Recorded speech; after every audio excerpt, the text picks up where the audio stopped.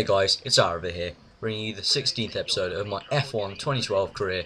Today we're at Valencia, and this is the third video I'm uploading tonight on Friday. Just because the other two videos beforehand were so short, I really apologise for that. So continuing with this Valencia qualifying, if you're new to me, please subscribe for weekly F1 2012 career. If you don't believe me, go check out my previous videos and you'll see I upload them weekly every Friday, Saturday, Sunday and Monday. And it's just pretty much like this, a jam qualifying video and then a pretty jam race, you know, just a casual commentary taking you through the race and the qualifying. And obviously we're in the Toro Rosso for Season 1.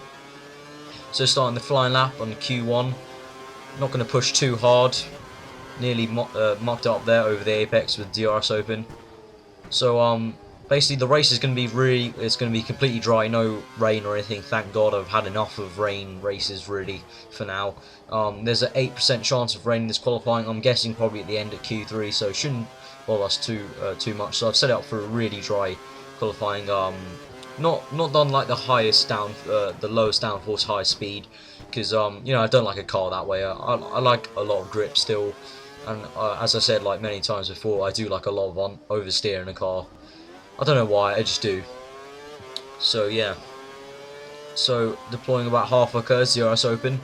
That first sector was an okay one. This second sector I found is where I'm making all my time. I'm making about nearly up to about 8/10 in this sector. So at least in qualifying I did, but qualifying was only on not qualifying, sorry, practice. And practice was on prime, so I don't know, maybe on the option I might find it even more time. So we'll see in Q3 really. Q1's really just kind of relaxed. I've gotten accustomed to making it through.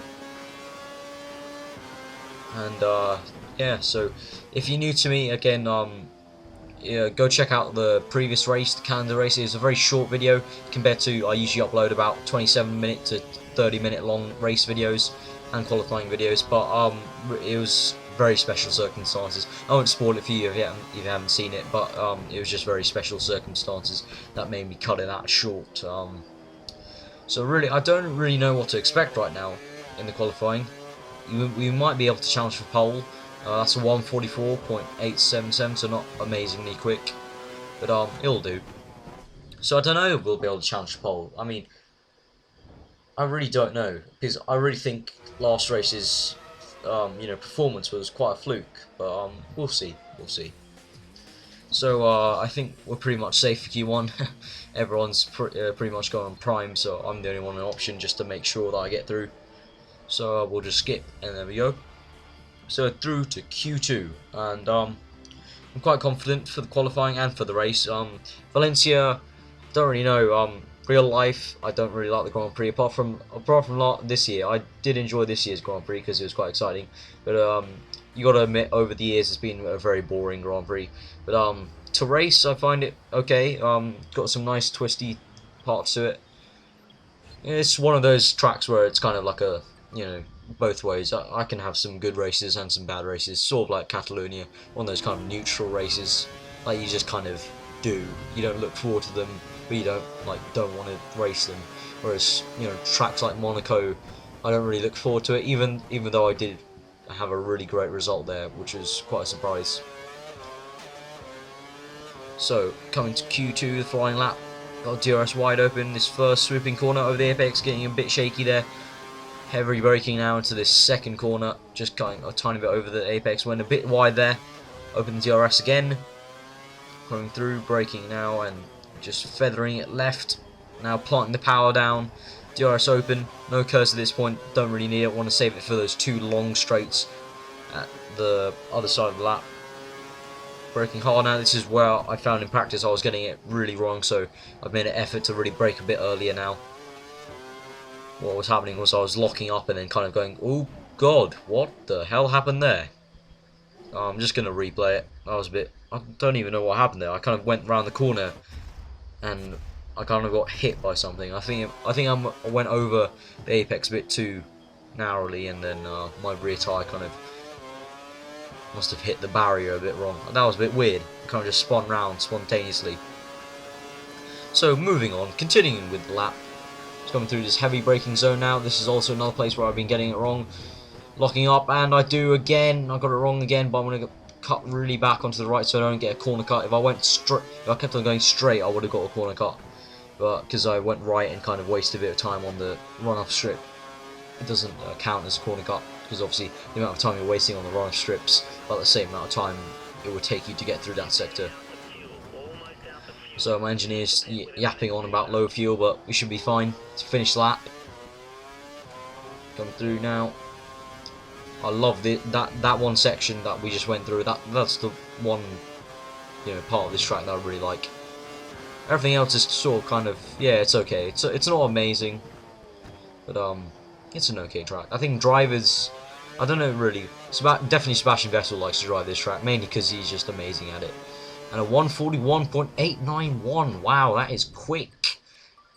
Might be due to the fact that I corner cut a tiny bit, but that is about 2.5 seconds faster than what I did in Q1, which is quite strange because I was on the same tyre, same fuel load. Maybe the track's just getting a bit faster, really. Yeah, I can't really explain that too much.